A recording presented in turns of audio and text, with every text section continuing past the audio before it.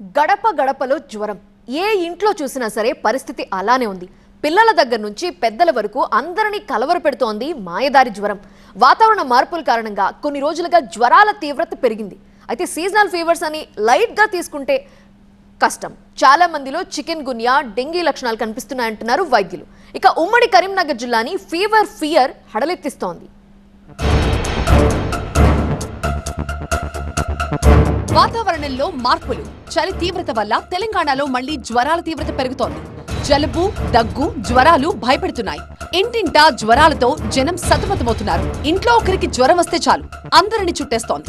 ప్రధానంగా dengue, typhoid, malaria, chicken గున్యా ఇలా అన్ని ఒకేసారి అటాక్ చేస్తూ వణికిస్తున్నాయి. విష జ్వరాల విజృంభణతో ఇప్పటికే కొన్ని అనారోగ్య సమస్యలతో బాధపడుతున్న వారు మరింత ఇబ్బందులకు గురవుతున్నారు. దీంతో ఆసుపత్రులకు క్యూ కడుతున్నారు బాధితులు. కరీంనగర్ జిల్లాలో వాతావరణ మార్పులు, చలి తీవ్రత వల్ల జ్వరాల జాతర మొదలైంది. చిన్నారులు, వృద్ధులు మంచం పడుతున్నారు. ఇక సింగరేణి ప్రాంతంలో చలి తీవ్రత ఎక్కువగా ఉంది. దీనికి తోడు కాలుష్యం కూడా పెరుగుతోంది. దీంతో ఊపిరితిత్తుల సమస్యతో బాధపడుతున్నారు సింగరేణి కార్మికులు. ఉదయం పొగమంచు కమ్ముకోవడంతో తీవ్ర ఇబ్బంది పడుతున్నారు. ఇక గ్రామీణ ప్రాంతాల్లో చలి దడ పుట్టిస్తోంది. సాయంత్రం 5 గంటల తర్వాత జనం వ్యవసాయ పనులు ముగించుకుని ఇళ్లకు వెళ్లిపోతున్నారు. ఉదయం 9 గంటల వరకు బయటికి రావడానికి జంకుతున్నారు.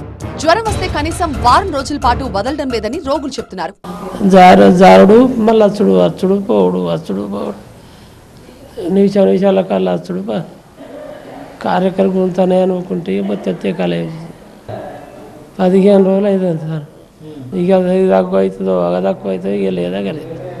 ప్రైవేట్, ప్రభుత్వ దవాఖానాలు పేషెంట్లతో కిటకిటలాడుతున్నాయి. జిల్లా దవాఖానాలకి రోజు ఓపీకి 700 నుంచి 1000 మందికి పైగా పేషెంట్లు వస్తుండగా వీరిలో ఎక్కువగా వైరల్ ఫీవర్ తో బాధపడుతున్న వాళ్లే ఉన్నారు.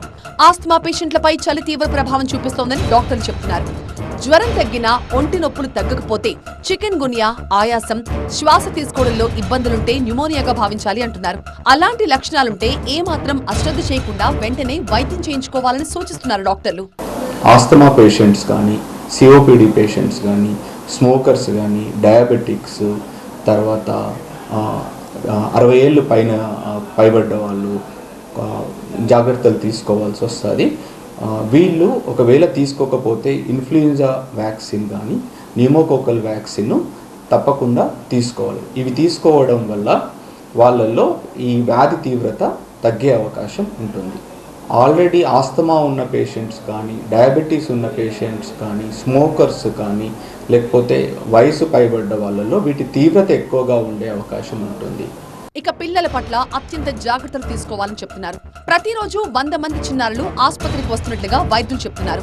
వైరల్ ఫీవరే కదా అని లైట్ తీసుకోవద్దు. ఎందుకంటే విష జ్వరాలు ప్రాణాలు తీసేస్తాయి. టైంకి ట్రీట్మెంట్ తీసుకోకపోతే ప్రాణాలు పోయే అవకాశం కూడా ఉంది. మెయిన్ గా ప్లేట్లెట్స్ పడిపోతాయి. వైరల్ ఫీవర్లు ఊపిరితిత్తులు, కాలేయం, గుండెపై ప్రభావం చూపిస్తాయి. బీపీ డౌన్ అయిపోతుంది. టోటల్ గా బాడీ మొత్తాన్ని గుల్ల చేస్తుంది. అందుకే బీ కేర్ఫుల్.